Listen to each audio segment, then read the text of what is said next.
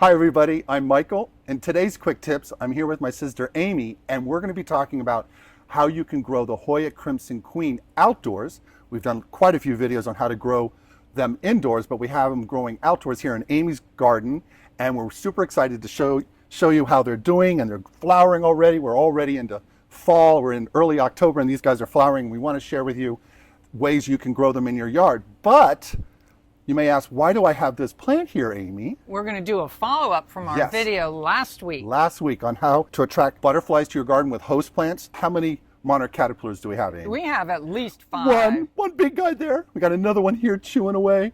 3. And where's the baby? There's the babies. Oh, right? There's a little baby. We'll show you these up close. 4. There's at least 5 on 1 here. week time, the monarchs came late, and these guys are already doing their thing. And some of these are big. Yeah, that's just big. 1 week. So we're super excited to show you that little follow-up. You can always check our video. We just posted it on these host plants, and this is the milkweed.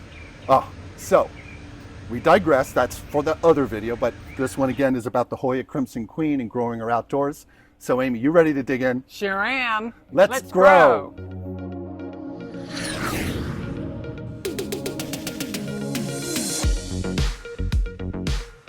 Now Amy is here to show you this beautiful Hoya Krimson Queen. Let me give you a little backstory on her. We had her growing on our balcony, and this was the mama plant that we've made so many of our babies from that we grow indoors. And you know, ours indoors flowers readily, but not like this. This one here really likes it outdoors. And I want to give you a little more information about her, is that this poor young lady got mealy bugs really bad. And if you look to our old videos, you'll see that we did a dunk, and we were able to successfully remove the mealy bugs, which had basically covered the whole poor vine, up top to bottom. And it was just a mess. We thought we were going to lose her, so we did a dunk, and we'll share you that information here now. So if you ever get a really bad infestation, you can do this as a last stopgap measure to help you try to recover. But ours has obviously come roaring back. We had to cut her all the way down to the bottom of this trellis.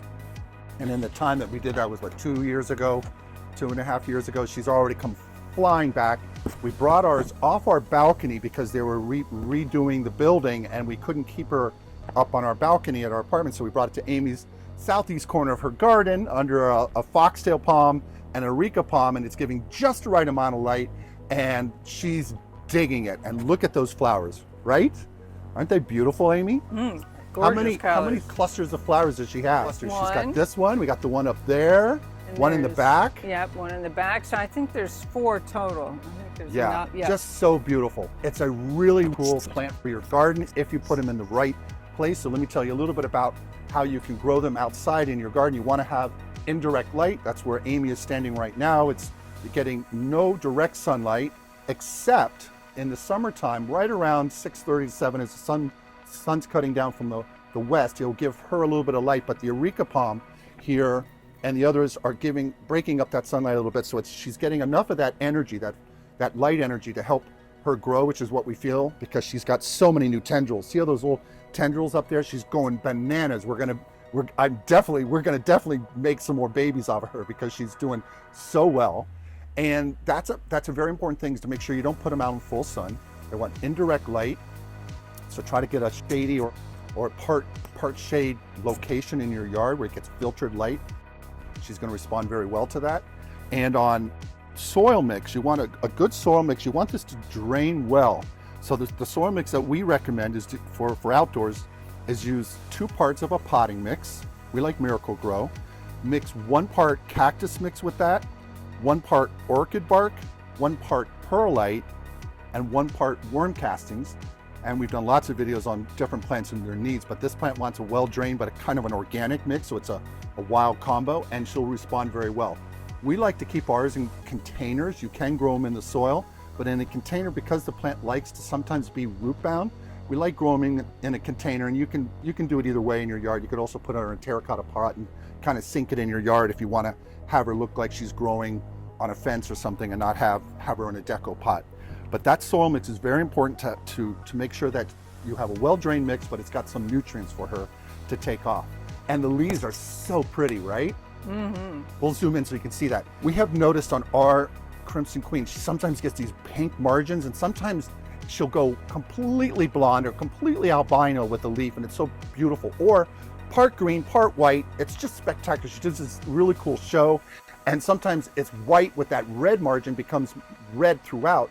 It's so wild, but it's mostly going to be this green and white variegation that you see, just lovely. It's a thick leaf, right, Amy? It's a little waxy, thick leaf, but it's really, really tough plant, other than its kryptonite, which is mealy bugs. That's the thing you guys have to watch out for, and there is a fix, but you want to not go to the drastic measure we did. You want to make sure you check regularly to see if there's any of those mealy bugs. Now on watering outside, it's been raining like crazy here, so the humidity has probably really helped her pump up the flowers, but on watering 3 times a week with the irrigation system that Amy has, that will give enough. It doesn't need to be swallowed in water, but a regular watering schedule will be fine. And on humidity, it's been very humid this summer, so that's probably what's really helped her do her thing and take off here. So she's done exceptionally well, and we're just really, really thrilled at how she's taking off. And so I think I covered most of the things I wanted to on. We talked about lighting and soil and watering. Fertilizer, you can use well-balanced 20-20-20, and she'll respond well. You can do that through the spring and summer months. On flowering, we're in early October, and she's already flowering for us.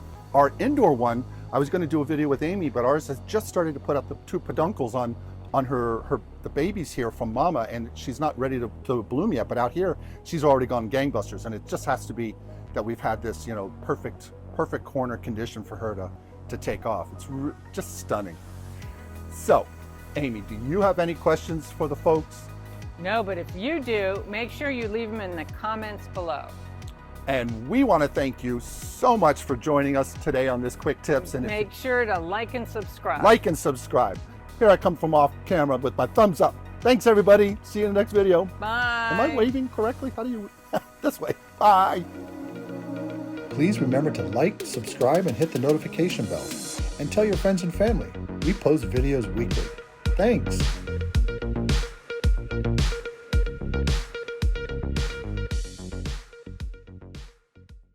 And now for the outtakes with the siblings. Hi everybody, I'm Michael. In today's Quick Tips, I'm here with my sister Amy, and we're going to be talking about how to grow your Hoya Krimson Queen outdoors. Quick tips. What did I say? Quick whips? We're here. No, you didn't say it at all. I said it in the beginning. I did. In today's Quick Tips, okay, I'm here with my sister Amy. We have recording. I was right. Oh my God. Hi caterpillars.